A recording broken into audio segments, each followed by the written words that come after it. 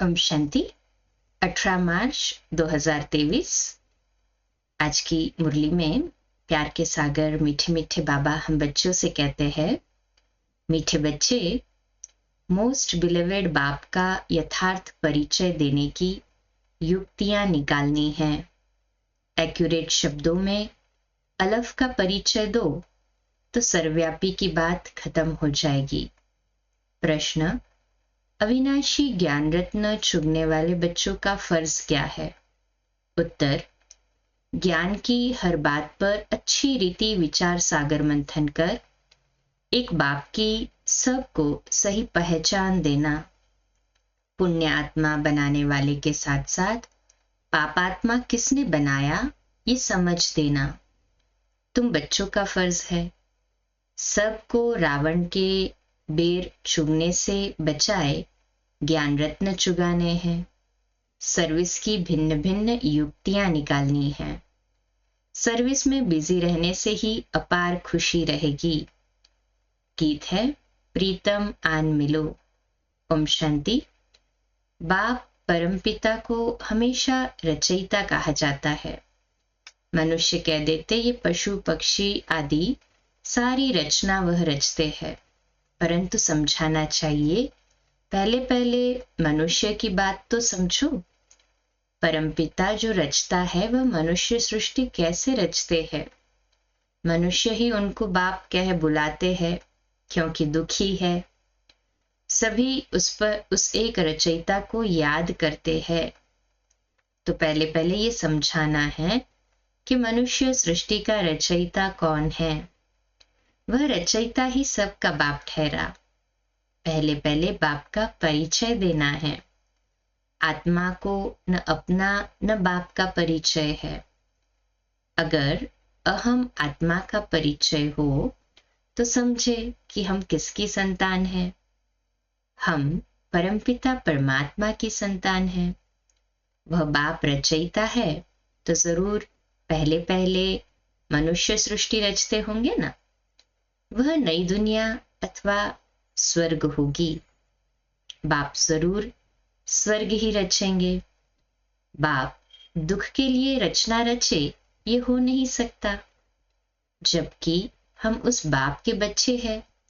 जो बाप स्वर्ग रचता है तो हम भी वहां होने चाहिए, यह परमधाम में होने चाहिए। परंतु हमको यह पार्ट बजाने आना पड़ता है। परमधाम में ही गए थे ना, वहीं से स्वर्ग गए थे, फिर वहीं से पार्ट बजाते आए क्योंकि कलाएं कम होती गई। बाबा कहते हैं ये विचार सागर मंथन करने की युक्तियां हैं। जितना समय मिले तो यही विचार सागर मंथन करना है। जितना हम मंथन करेंगे उतना व्यर्थ से बचे रहेंगे। साधु संत आदि कोई भी यथार्थ रीति बाप को जानते नहीं है। रचयिता जरूर स्वर्ग ही रचेंगे तो फिर सब आत्माएं निर्वाण धाम में होनी चाहिए। वह निर्वाण धाम है हम सब आत्माओं का घर, जहां बाप भी रहते हैं। तुम बच्चों को बेहद के बाप से बुद्धि योग जोड़ने लिए मेहनत करनी पड़ती है। योग न होने के कारण ही फिर मनुष्य से पाप होते हैं या धारणा नहीं हो सकती है।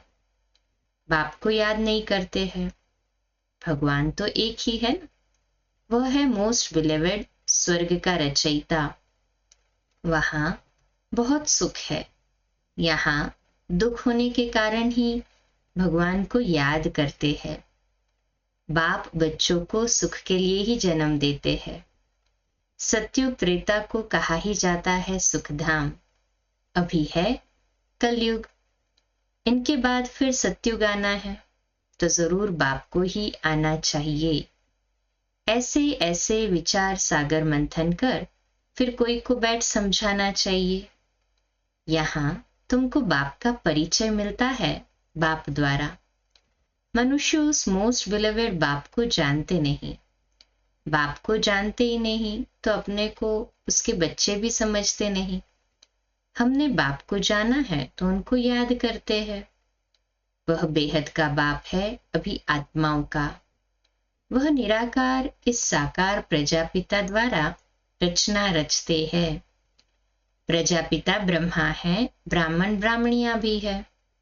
जरूर प्रजापिता ब्रह्मा का बाप परमपिता ही होगा, जिसको क्रिएटर कहा जाता है। कोई भी आते हैं तो पहले पहले बाप का परिचय देना है।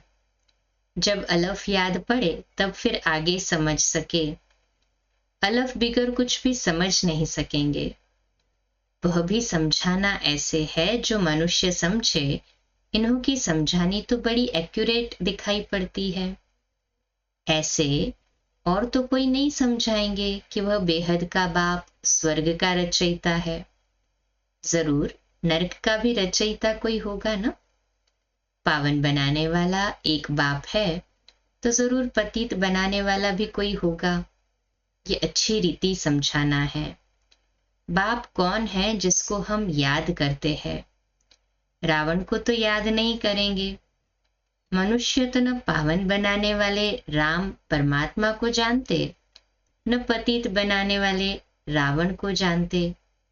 बिल्कुल ही अनजान है। फॉर्म भराने समय भी पहले बाप का परिचय देना है। तुम्हारी आत्मा का बाप कौन है? यह प्रश्न और कोई पूछ न सके। आत्मा तो हर एक मनुष्य में है। जीव आत्मा, पाप आत्मा, पुण्य आत्मा कहा जाता है ना। पुण्य आत्मा तो बाप ही बनाते हैं। फिर इनको पाप आत्मा कौन बनाते हैं? ये जरूर समझाना पड़े। बाप जो स्वर्ग का रचयिता है, जिसके हम सभी बच्चे हैं, उनको तुम जानते हो। ये हाँ जानते हैं हम, पर मनुष्य तो नहीं जानते। तो हम तो कितने भाग्यशाली हुए। वह तो जरूर पावन दुनिया ही रचते होंगे ना। अभी है पतित दुनिया, इसलिए मनुष्य गाते भी है, हे पतित पावन आओ। इतने सब पतित मनुष्यों को पावन कौन बनाए? सर्वव्यापी है, फिर तो ये बात नहीं उठती कि परमपिता परमात्मा आओ। सर्वव्यापी है, फिर तो उसको याद करने की भी दरकार नहीं। अभी हम आपको बहुत अच्छी राय देते हैं। ब्रह्मा की राय तो मशहूर है ना। हम ब्रह्मा मुखवंशावली ब्राह्मण ब्राह्मणियां हैं। ब्रह्मा को भी राय देने वाला जरूर ऊंच होगा।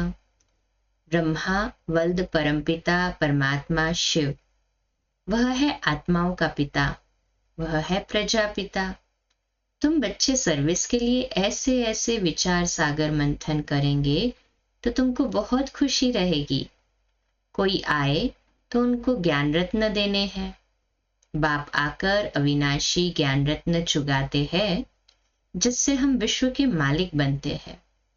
फिर रावण आकर बेर चुगाते हैं। शिव का चित्र, देवताओं के चित्र सब पत्थर के ही है ना। अभी तो पत्थर को पूजते पूजते पत्थर बुद्धि बन जाते हैं। शिव का भी पत्थर का चित्र है। जरूर कोई समय शिव बाबा चैतन्य में आकर पढ़ाते होंगे। प्रजापिता ब्रह्मा भी होगा, ब्रह्मा कुमारी सरस्वती भी होगी। अब प्रैक्टिकल में है। इनके लिए गायन है सबकी मनोकामना पूरी करने वाली, अविनाशी ज्ञान रत्न दान करने वाली गॉडेज ऑफ नॉलेज। उन्होंने फिर सरस्वती को बैंजो दे दिया है। ये सब बातें बुद्धि में आनी चाहिए। जिसको भाषण करना है तो विचार सागर मंथन करना होता है ना। पहले भाषण लिख रिफाइन करना चाहिए। बड़े बड़े स्पीकर्स जो होते हैं वो बहुत खूबसूरती से बोलते हैं, बिल्कुल एक्यूरेट सुनाते हैं। जरा भी हिचका तो आबरू अर्थात इज्जत चली जाएगी। पहले से ही पूरी प्रैक्टिस करते हैं। यहाँ भी इतना बुद्धि में रहना चाहिए जो किसको बाप का परिचय दे सको। सर्विस करनी है। विकारी गुरुओं की जंजीरों में बहुत फंसे हुए हैं। वह कोई की सदगति तो कर नहीं सकते। पतित पावन निराकार भगवान को ही कहा जाता है। सर्वव्यापी के ज्ञान से तो कोई की सदगति हुई नहीं है। पतित पावन है एक शिव बाबा, उनको रुद्र भी कहा जाता है। रुद्र यज्ञ भी मशहूर है। इतना बड़ा यज्ञ और कोई रच न सके। रुद्र ज्ञान यज्ञ कितने वर्ष चलता है। ज्ञान सुनाते ही रहते हैं। यज्ञ जब रचते हैं तो उसमें शास्त्र भी रखते हैं, रामायण भागवत आदि की कथा सुनाते हैं। उसको रुद्र यज्ञ कहते हैं। वास्तव में रुद्र यज्ञ यह है। ये यज्ञ तो बहुत समय चलता है। उन्हों का तो करके मास भर यज्ञ चलेगा। ये तो देखो कितना समय चलता है। इसमें जो भी पुरानी चीजें हैं वो खत्म होनी है। ये सारी पुरानी दुनिया इसमें भस्म होनी है। कितना बड़ा यज्ञ है, ख्याल तो करो। जब सबके शरीर स्वाहा हो तब सभी आत्माएं वापस परमधाम जाए। जब तक बाप न आए तो पतित से पावन कैसे बने? माया की जंजीरों से लिबरेट कौन करे? कोई तो होना चाहिए न? इसलिए खुद मालिक ही आते हैं। ऐसे नहीं सर्वव्यापी हो बैठकर ज्ञान देते हैं। वो तो आते हैं, हम उनकी संतान पुत्र है। वास्तव में हो तुम भी। जो नहीं जानते वो भी है और जो जानते हैं वो भी है। फर्क इतना है, जो जानते वो यथार्थ याद करते हैं तो प्रारब्ध पाते हैं। अब वह बाप आया हुआ है, अपना परिचय दे रहे हैं। स्वर्ग की स्थापना हो रही है। हम हैं राजयोग ऋषि, वह है हठयोग ऋषि। इस पर शायद एक कहानी भी सुनाते हैं कि फलाने ऋषि का वजन भारी है या राज ऋषि का वजन भारी है। वह है सब भक्ति मार्ग की बातें और ये है ज्ञान मार्ग। भक्ति और ज्ञान के तराजू की कुछ कथा है। एक तरफ है सब भक्ति के शास्त्र, दूसरे तरफ है एक ज्ञान की गीता। तो भारी एक गीता हो जाती है। गीता है राज ऋषियों की, हठयोगियों के तो बहुत शास्त्र है। एक तरफ वह सब डालो, दूसरे तरफ गीता डालो। वास्तव में वह भी कोई हमारी है नहीं, हमारी तो है ज्ञान की ही बात। गीता का भगवान आता है सद्गति करने के लिए। तो बच्चों की बुद्धि में ये सब रहना चाहिए। फिर कोई समझे न समझे, अपना फर्ज है हर एक को समझाना। मौत के समय सभी की आंखें खुलेंगी। इस ज्ञान यज्ञ से ही यह विनाश ज्वाला निकली है। अब तुम पांडवों का पति है परमपिता परमात्मा। पतितों को पावन बनाने वाला है ही एक परमात्मा, न कि श्री कृष्ण। वह तो प्रिंस है ना, उनको कोई गॉड फादर नहीं कहेंगे। फादर तब कहा जाता है जब बच्चे पैदा करते हैं। श्री कृष्ण तो खुद ही बच्चा है, तो उनको फादर कैसे कहा जाए? लॉ नहीं कहता। श्री कृष्ण के साथ फिर जोड़ी चाहिए, उनके बच्चे चाहिए, तब फादर कहा जाए। वह तो फिर गृहस्थी हो गया। यहाँ तो निराकार बाप बैठ ज्ञान देते हैं। वह कभी गृहस्थ में आते नहीं, सदा पवित्र है। श्री कृष्ण तो माता के गर्भ से जन्म लेते हैं, तो उनको पतित पावन कैसे कहेंगे? अभी तुम बच्चे जानते हो परमपिता परमात्मा को प्रजापिता ब्रह्मा के तन में ही आना है। प्रजापिता तो जरूर यहाँ ही होना चाहिए ना, इसलिए इनका नाम ब्रह्मा रख कहते हैं। मैं इस साधारण तन में प्रवेश करता हूँ। ये 84 जन्म भोग अभी अंतिम जन्म में है और वानप्रस्थ अवस्था में पूरा अनुभवी रथ है। अर्जुन के लिए भी कहते हैं ना, बहुत गुरु किए हैं। शास्त्र आदि पढ़ते थे तो समझाना भी ऐसे चाहिए।